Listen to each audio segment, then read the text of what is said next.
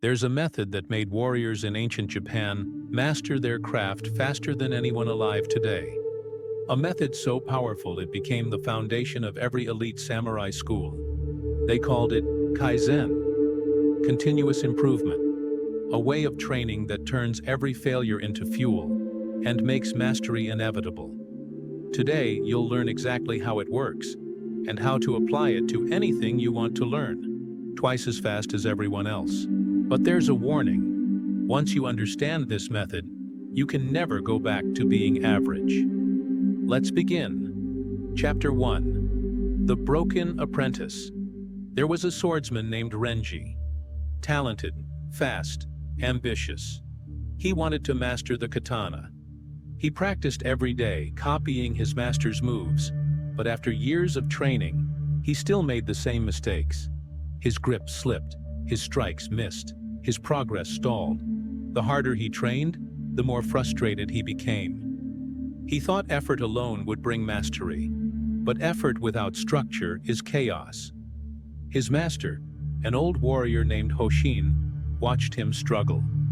One morning, Mushin told him, "You train like a fool. You swing for perfection instead of progress." Renji didn't understand. "If I'm not chasing perfection, what am I chasing?" Mushin answered, "Improvement. 1 inch every day." Kaizen. That word would change everything. Chapter 2. The Law of the Small Edge. Modern science has confirmed what samurai already knew. Your brain learns not from intensity, but from consistency. When you push too hard, your nervous system enters resistance. It rejects the lesson. When you improve by just 1%, your brain accepts it as safe and integrates it completely. The compounding of small gains rewires you faster than explosive effort. But the ego hates small gains. It wants to leap, not climb. The samurai killed the ego through Kaizen. Every strike, 1 inch smoother. Every stance, 1 breath steadier. Every error, a lesson, not a failure. Renji's new training was simple. Each day he identified one flaw. Just one. His stance, his breathing, his timing. He fixed that and nothing else. The next day he found another. Improvement became microscopic but constant. He stopped chasing mastery and started accumulating it. Chapter 3. The Mirror of Failure. Most people avoid failure. Samurai studied it. After each duel, the warriors didn't celebrate their victory. They examined their mistakes. Every missed parry, every delayed motion, every hesitation was written down. The temple where Kaizen was born had a single rule. The day you stop recording your errors is the day your growth ends.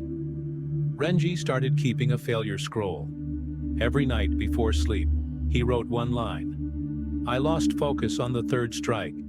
My balance broke after the 2nd parry." No self-pity, no judgment, just observation.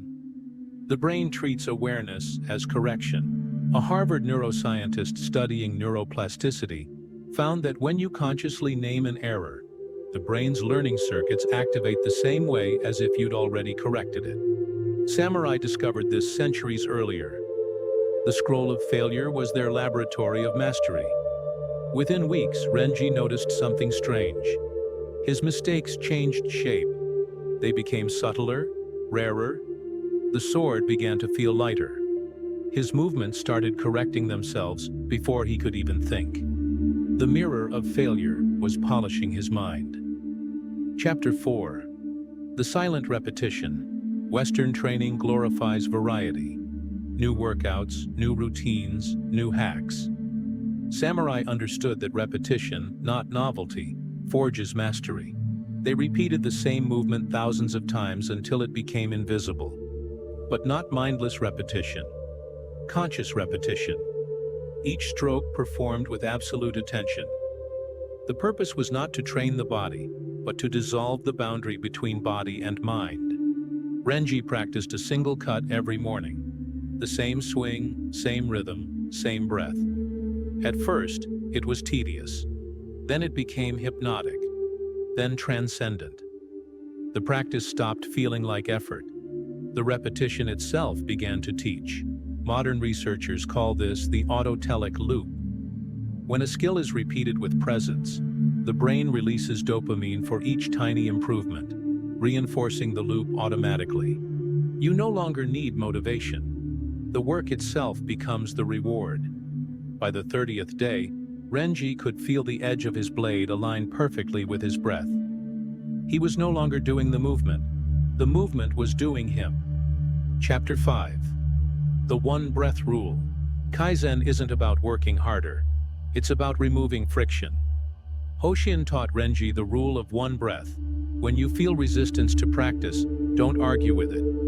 Just begin with one breath, one motion, one action. The rest follows automatically. This rule dismantles procrastination because it bypasses the brain's survival mechanism. The hardest part of practice is not the practice itself. It's beginning. Every time Renji hesitated, Mushin's voice returned. One breath. Begin. Eventually that breath became sacred. It meant action. The rule of one breath eliminated negotiation. He no longer decided whether to train. He simply exhaled and began.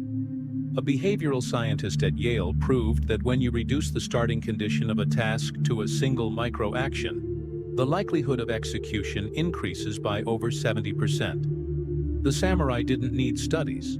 They lived it. Chapter 6. The Flow of Continuity. Improvement requires continuity, not perfection. When the monastery bell rang, the monks trained whether it rained or burned. Kaizen means no gaps. If you miss a day, you restart momentum from zero. The system thrives on rhythm, not intensity. Renji applied this rule mercilessly. On days he was sick, he practiced one cut sitting down. On days he traveled, he trained with an invisible sword. The form remained, even if the conditions changed. Progress shrank, but it never stopped. His fellow students mocked him. "You're obsessed." He didn't answer. He knew obsession is what mediocrity calls dedication. By day 60, his body no longer resisted practice. The act of training became as automatic as breathing. His hands moved before his thoughts arrived. This is when Kaizen transforms into its second stage, no mind. Chapter 7. The stage of no mind. In Zen, they call it Mushin, the state where action happens without effort. The mind stops thinking, the body stops hesitating, and the skill performs itself. You cannot enter Mushin by force. It emerges when improvement becomes identity. Renji no longer trained to improve. He trained because it was who he was. The distinction between practice and life disappeared. When he poured tea, his movements were as precise as his sword strikes. When he walked, his posture was the same as in combat. Kaizen had merged with his existence. Modern neuroscience explains this as the transfer of skill from the prefrontal cortex to the basal ganglia. In this state, effort drops, precision increases, and learning speed doubles. The samurai called it flow without end. Chapter 8. The Kaizen Loop. Kaizen has 4 cycles. Observe, adjust, repeat, refine. You start by observing the flaw without emotion. Then you adjust one variable. You repeat until it feels natural. Then you refine by shrinking the margin of error.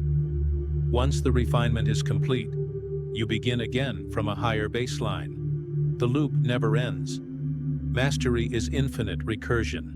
Renji's improvement became geometric. Each week, smaller changes produced greater results.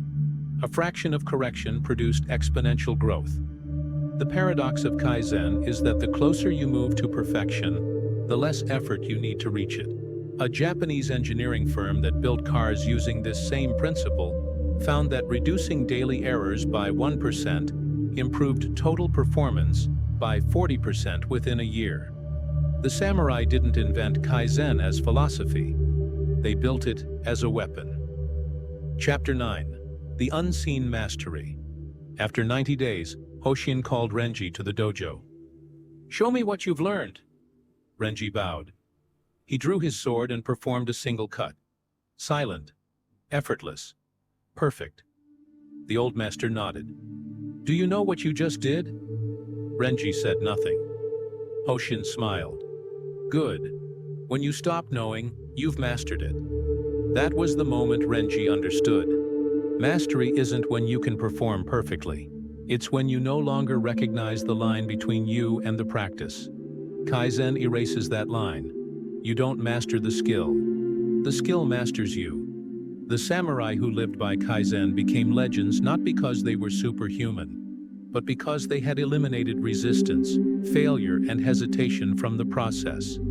They turned learning into living. When you apply the Kaizen method, small daily improvements, reflection on failure, fixed repetition, the one-breath start, and continuity without gaps, you compress years of struggle into months of evolution.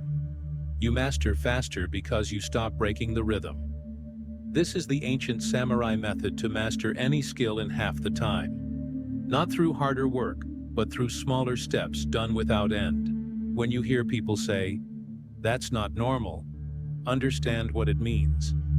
It means you've entered the realm of mastery, because normal people stop. Kaizen never stops.